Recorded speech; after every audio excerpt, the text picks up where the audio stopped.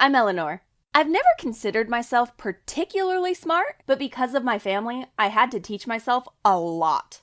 If you were to see my family, you would think we look like a normal family. I live with both of my parents and I have 2 younger siblings. My older brother has quit college and is trying to figure out what to do. My sister, Rachel, graduated from high school last year. She was the valedictorian. Now she's training to become a police officer. See?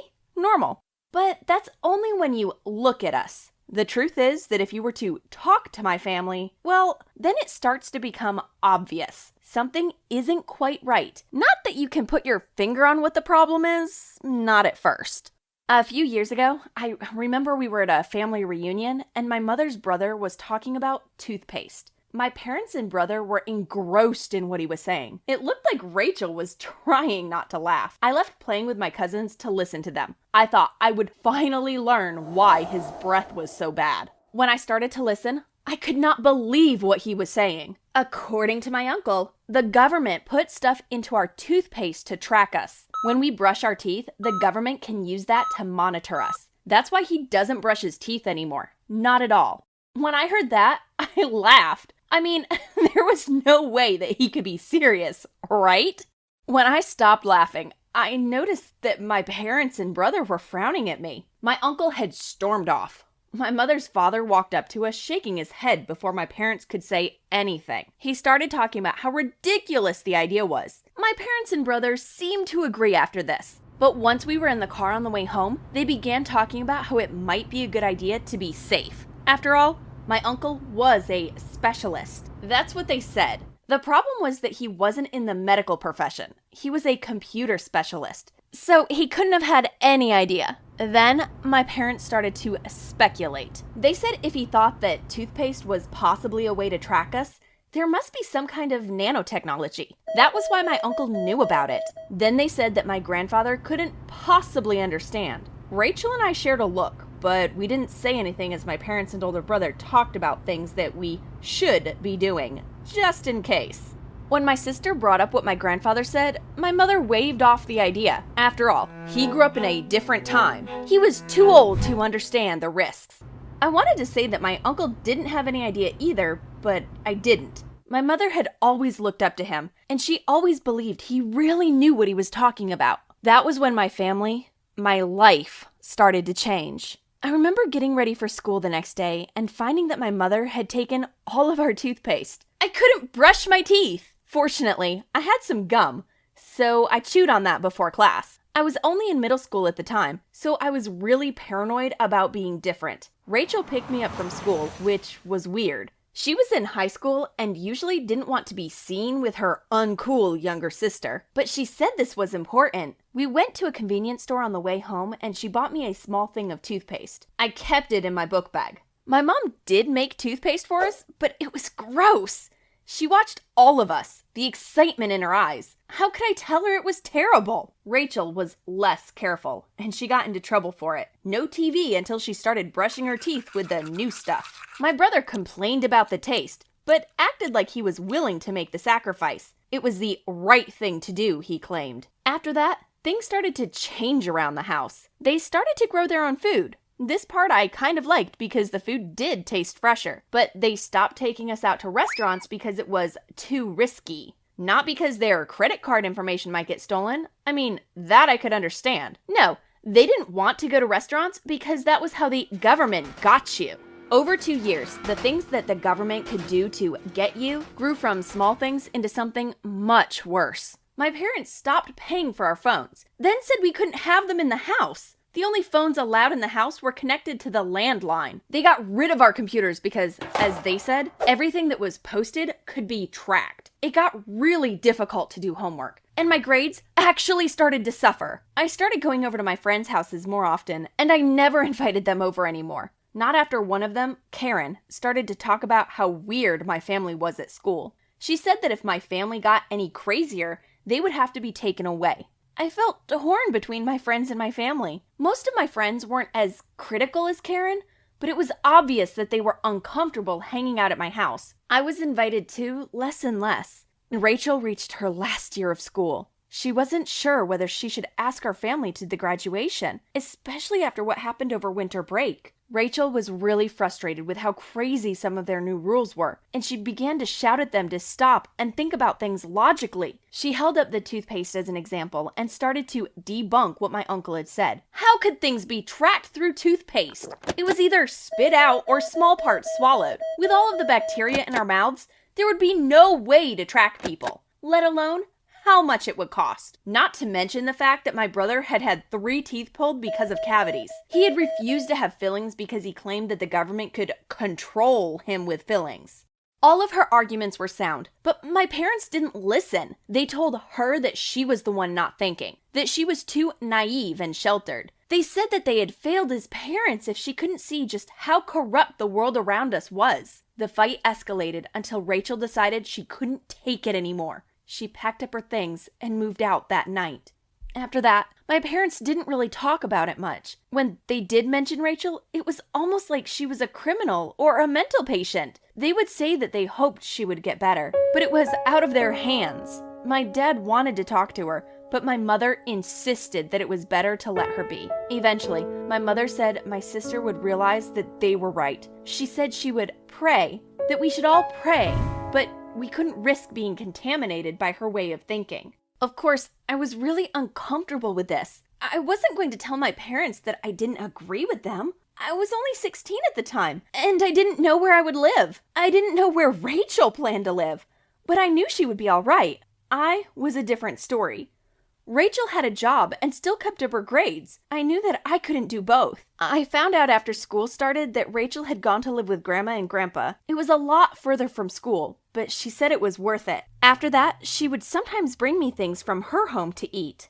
Over a month, I noticed that my sister started to look healthier and happier. She smiled more, and she didn't look so skinny as when she lived with my parents. I mean, I knew that we had all lost weight when my parents changed our diets, but I thought it was all right. We wanted to be thin. It was only seeing my sister get better that I had realized how unhealthy we had become. My parents hadn't exactly researched the changes to our diets because they had become suspicious of online information. It had never occurred to me that my weight loss and lack of energy had been a direct result of what they had done.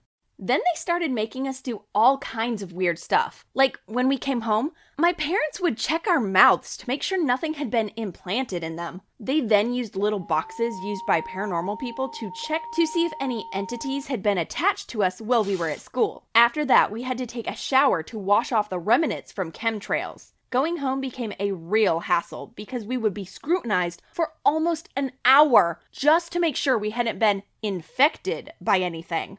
When I tried to point out that the biggest problem was the fact that we seemed to be losing too much weight, my father said that women were supposed to be really thin. To prove this, he would use pictures of indigenous tribes who had not been exposed to modern civilization. My mom said that the government was making sure that people were getting fatter because it made it easier for us to be tracked by the aliens living under Area 51. After she said this, my dad quickly shushed her, and he looked at me like I couldn't be trusted with this information.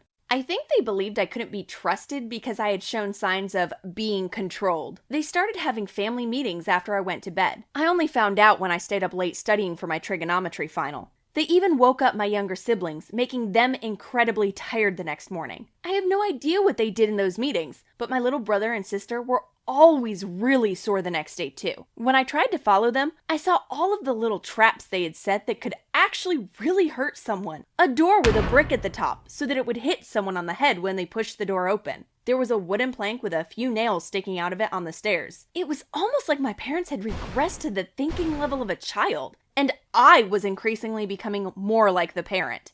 My older brother stood guard at the door of the family meeting, so he could listen to what they said, but I could be kept out. Well, probably not just me. I think they were afraid the government, aliens, lizard people, or robots would also come and silence them. To be honest, I can't even keep up with the newest enemy. I couldn't move the traps during the meetings, but I made sure to remove the traps the next morning before someone actually got hurt. My dad started to listen to a ham radio that can listen into both the police and the military base nearby. Now my parents and brother take turns listening to it during the peak hours when our enemies are sending out their plans.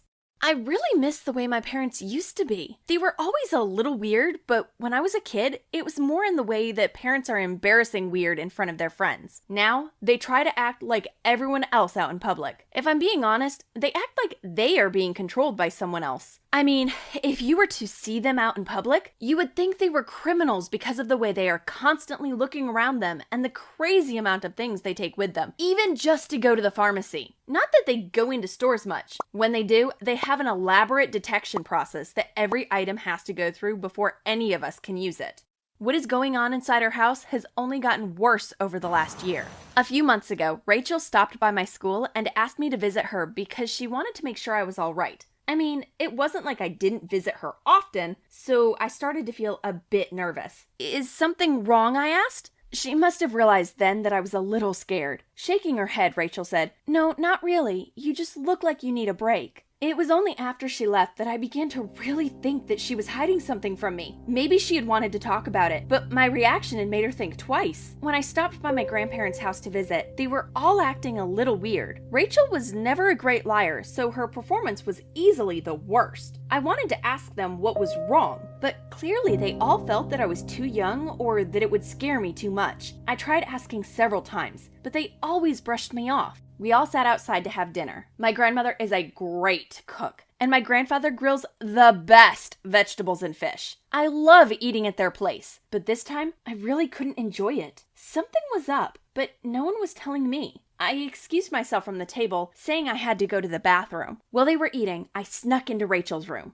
Yeah, I know I shouldn't have. She's a police officer, or will be soon, but I had to find out what they weren't telling me. I saw some papers that were clearly from work tucked away in one of her bags. My sister was never great at keeping things organized. Her handwriting wasn't great, but I had learned how to read it a long time ago. Back before we became good friends, I pulled out the papers and the police were planning on arresting a bunch of conspiracy theorists. My uncle's name was on the list, and it said he was the prime suspect. He was apparently planning on breaking into the military base. I don't know what he and the rest were planning. All I knew was that I was glad my parents' names weren't on the list. But then I realized that my brother's name was. A voice startled me. "You shouldn't be doing that." It was Rachel. I wasn't going to apologize because I had every right to know. She explained how poorly thought out the plan was and that it wasn't expected that there would be anyone hurt, but they were still plotting to do something illegal. Once they started heading for the base, the police were going to arrest them.